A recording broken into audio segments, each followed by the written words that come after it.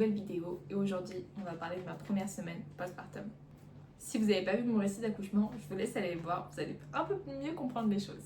Pour rappel, du coup, j'ai accouché par césarienne et vraiment il y a des douleurs à laquelle je ne m'attendais pas. Et ça a été un petit peu compliqué et à l'heure d'aujourd'hui on est à J+9, c'est toujours très compliqué.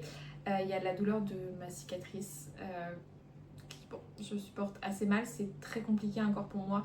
Même de rester assise, en fait, ça me tire, de rester debout. En fait, peu importe la position dans laquelle je suis, ça me tire. En fait, là, je suis ouverte littéralement, j'ai comme une énorme coupure en fait qu'on fait que toucher, c'est vraiment très douloureux et je m'attendais pas trop à ça. Dans un premier temps, il y a les douleurs à laquelle je m'attendais pas forcément. Donc elle est tranchée. Alors je pensais beaucoup de choses en fait, je pensais que je n'allais pas avoir étant donné que en fait j'ai eu une césarienne, mais au final pas du tout et les tranchées en font partie. À J+9 j'en ai encore, je sais pas du tout combien de temps ça va durer, mais c'est vrai que c'est assez intense.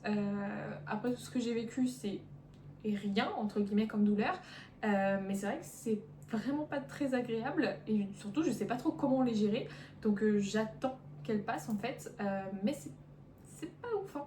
Il y a également ma douleur du coup liée à ma césarienne en fait, à ma cicatrice, qui est assez compliquée et qui a surtout été compliquée dans les premiers jours puisque j'avais beaucoup de mal en fait à me lever. Papa dormait pas à l'hôpital avec nous, c'était un choix de nous, mais en fait du coup la nuit je devais gérer toute seule la tétée et en fait c'était très compliqué, pas de la tétée mais en fait le fait de me lever pour accéder au berceau, puisque me lever tout court c'était vraiment très compliqué. En fait ça me tirait énormément, j'avais besoin de quelqu'un pour me lever et honnêtement j'avais vraiment pas envie d'appeler une sage-femme tous les heures en fait pour leur dire écoutez vous pouvez me passer mon bébé, vous pouvez remettre ensuite mon bébé, c'était pas possible, enfin, vraiment j'avais pas du tout envie de les déranger.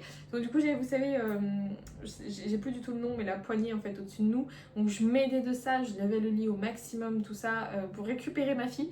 Au final du coup elle dormait avec moi, donc je regrette pas parce que c'était un moment assez magique de dormir avec elle toutes les nuits et vraiment mon corps droite comme un piquet, je ne bougeais pas.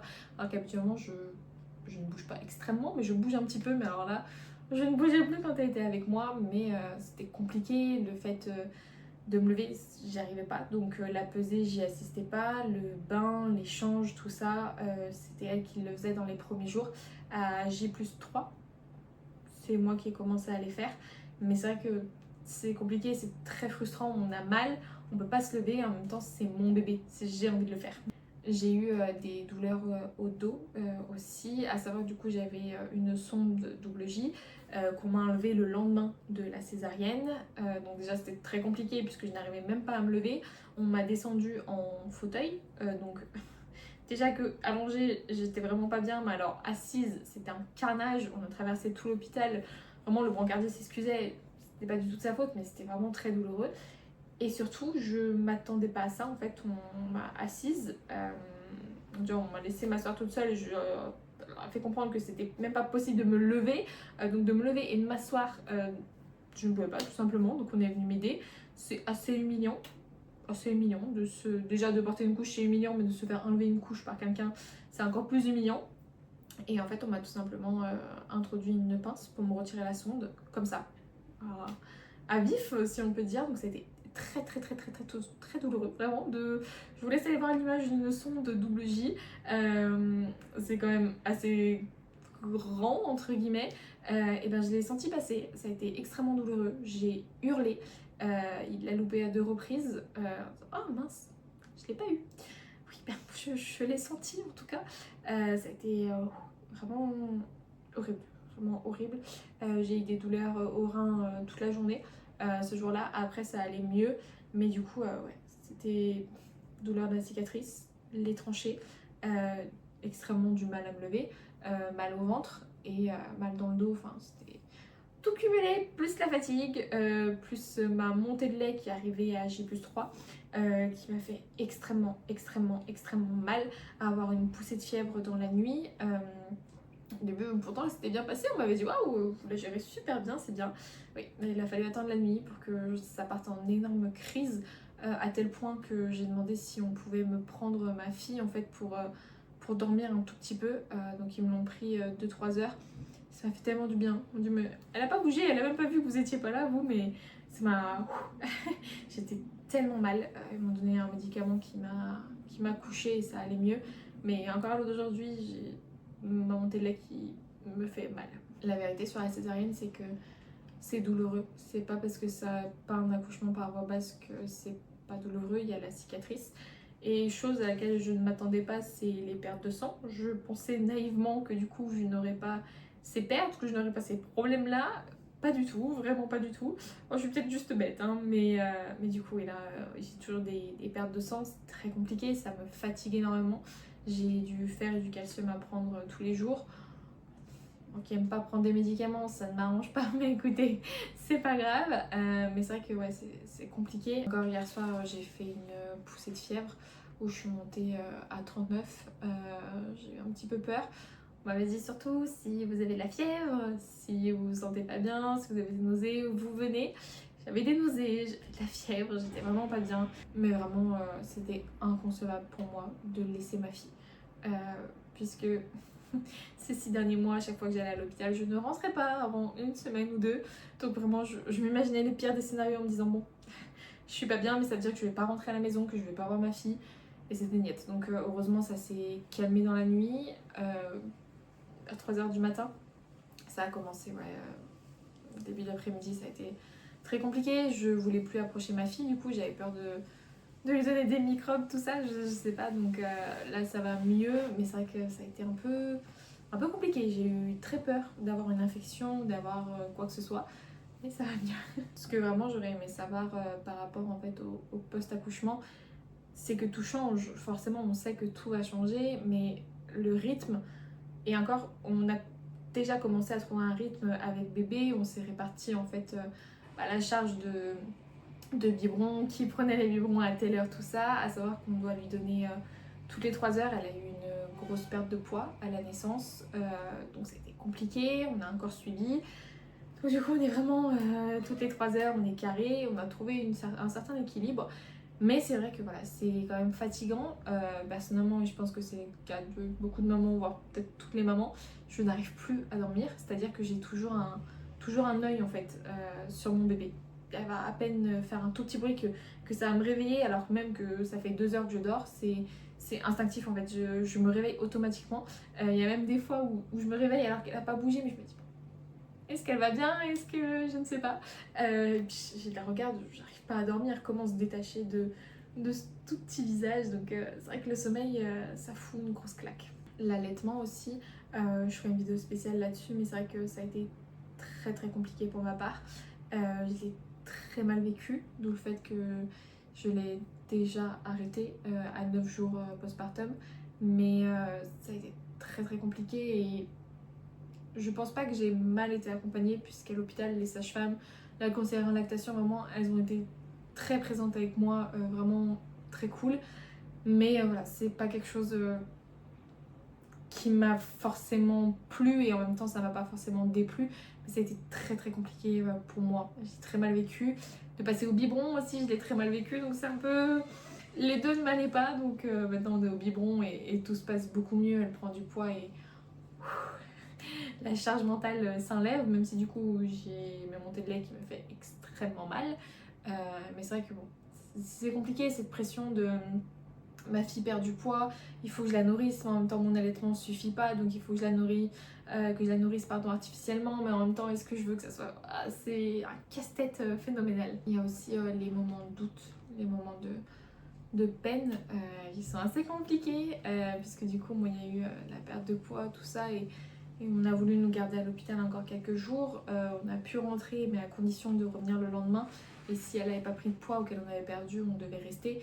Donc c'est très très dur, puisque il y a notre santé à nous, plus en fait du coup maintenant la santé de notre bébé qui rentre en jeu. Et c'est compliqué. C'est compliqué parce que c'est un stress constant. De se dire ok, est-ce que mon bébé va bien, est-ce qu'il a grossi, est-ce qu'il a maigri, est-ce qu'il a assez mangé, est-ce qu'il a pas assez mangé. C'est tout un mécanisme en fait qui se met en place, et tout ce stress qui s'installe. Je pense pas avoir eu de baby blues en tout cas pour le moment, mais c'est vrai que des fois je me me sens triste en fait, je me sens vide, même si cette grossesse ça n'a pas été facile, bon bah mon bébé est plus là quoi, c'est un peu compliqué et en même temps quand je la vois des fois je pleure. Je pleure comme ça sans raison, juste de la voir, je me dis mon Dieu mais quel magnifique cadeau. Par contre il y a ce rapport au corps qui change énormément, c'est-à-dire que d'un coup on se retrouve vide, donc il n'y a plus de raison en fait d'avoir ce gros ventre, il n'y a plus de raison d'avoir tout ce poids en trop. Et c'est vrai que ça a été compliqué pour ma part. Hier du coup je suis allée essayer une robe en magasin et je me suis trouvée mais tellement hideuse que j'en ai pleuré en fait dans la cabine d'essayage. Donc heureusement mon copain était là pour me rassurer, me dire que voilà, hein, enfin je veux dire ça fait pas longtemps que j'ai accouché, ça fait moins d'un mois, forcément mon corps a pas récupéré, c'est totalement normal et en fait il y a une part de moi qui en est consciente et qui dit bah c'est normal en fait, enfin je veux dire tu viens d'accoucher, t'attends pas à avoir ton ventre plat, à ne plus avoir les vergetures que t'avais, enfin non ça se passe pas comme ça. Et il y a une part de moi qui se dit mais mon Dieu je m'aime plus, genre je me trouve moche et c'est très très très compliqué, surtout quand on a des problèmes avec tout ce qui est nourriture, tout ça. J'ai énormément de soucis avec l'acceptation de mon corps et c'est vrai que bon, d'un côté je la regarde et je me dis bon ouais, je m'en moque d'avoir du ventre, je l'ai elle et s'il fallait avoir pris 15 kilos en plus, j'aurais pris 15 kilos en plus sans aucune hésitation. Mais c'est vrai que c'est un peu compliqué ce rapport au corps, de se voir dans des anciens vêtements et on se dit bon bah voilà, on rentre plus dedans. J'ai acheté un short, je l'ai pris 3 tailles au-dessus, ouais c'est ça, 3 tailles au-dessus et bah ça fout une claque, ça fout une claque.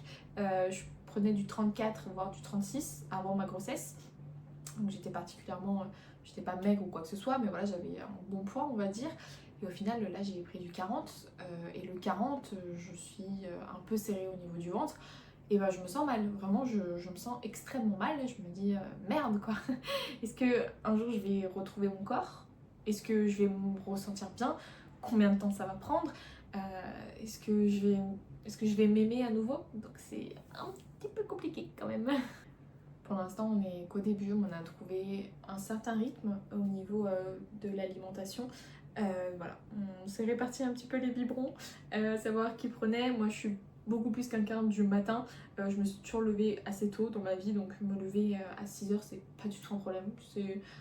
Je peux me lever en fait naturellement à 6h sans aucun souci et commencer ma journée. Donc en l'occurrence moi je prends les biberons à partir de 3h. Et dans la journée un coup donne le biberon, un coup c'est l'un, un coup c'est l'autre en fait en fonction de si on est fatigué ou pas. C'est souvent moi l'après-midi que je vais faire 1 heure ou deux de sieste et qui prend le relais et vice versa en fait, lui il va se reposer voilà. Et lui il est beaucoup plus du soir donc jusqu'à minuit en fait il prend les biberons pendant que moi je me repose. Donc on arrive à trouver un certain équilibre, on est fatigué mais on prend le temps de s'occuper de notre couple. C'est très important, on en a beaucoup parlé avant. On est un couple avant d'être une famille et notre fille, notre priorité bien sûr, quand même. Mais il faut pas qu'on s'oublie tous les deux des petites attentions tous les jours, que ce soit préparer le petit déjeuner de l'autre, préparer les affaires, enfin tout ça, tous ces petits moments, tous ces petits bisous, toutes ces petites attentions. C'est très très important pour nous. On s'est déjà fait des petits restos bah, du coup tous les trois et ça fait du bien, ça entretient ce lien qu'on a tous les deux et on arrive plus ou moins à trouver du coup en fait une habitude en fait de vie, donc c'est un peu compliqué. Il y a beaucoup de fatigue, moi avec les douleurs c'est vrai que c'est compliqué, voilà, je dors pas beaucoup, je suis un peu en mode survie, surtout que j'ai beaucoup de mal à m'endormir après le biberon de 3 heures en fait, je suis tellement réveillée, pour moi la journée commence, on attaque quoi, donc je lance mes machines, enfin, je fais vraiment ma vie, surtout que ma fille a tendance, après le biberon de 3 heures, à être le plus éveillée possible. C'est-à-dire que la journée elle dort énormément, mais après le biberon de 3 heures, elle peut rester 1 heure, 1 heure et demie, comme ça, à me regarder. On a beau la verser, tout ce que vous voulez, elle ne se rendort pas, donc forcément je ne dors pas. Et après, bon, on arrive très vite à 6 heures et de nouveau le bibi, et puis bon, en général on enchaîne un peu sur tout ce qu'on a à faire jusqu'à que papa se lève. Voilà. Mais on prend doucement, mais sûrement un petit rythme et j'en suis très fière. Après, bon, je pense que le pire est à venir hein, sur tout ce qui va nous arriver. On risque de plus trop dormir. Hein. Là, pour l'instant, ça va, mais bon, la régression du sommeil, tout ce qui va arriver, les dents, on a encore un peu le temps, mais voilà. on se sent toujours un peu dans l'incapacité. Je me disais mais je pourrais jamais assurer, est-ce que je vais réussir à me réveiller quand elle va vouloir manger, est-ce que je vais réussir à la calmer quand elle va pleurer, est-ce que toutes ces petites choses je vais y arriver. Et au final en fait ça se fait tellement instinctivement, c'est quelque chose où en fait je réfléchis même pas, je prends soin d'elle, je lui donne l'amour dont elle a besoin et dont moi aussi j'ai besoin, et en fait tout va tout seul. C'est très dur, moi l'allaitement c'est vraiment très très mal passé, ça a été compliqué mentalement, physiquement et aussi pour mon bébé, mais j'ai pris la meilleure décision, on en reparlera dans une prochaine vidéo, mais vraiment en fait les choses se mettent en place progressivement, on est fatigué, ça m'arrive de pleurer parce que j'en peux plus, elle veut pas prendre son biberon, je me dis merde, est-ce que c'est moi qui donne mal le biberon, est-ce qu'elle a pas faim, ou est-ce que c'est trop tôt, est-ce que c'est trop tard, enfin il y a plein de trucs comme ça, et au final tout va pour le mieux petit à petit, mais il faut surtout pas hésiter à s'entourer.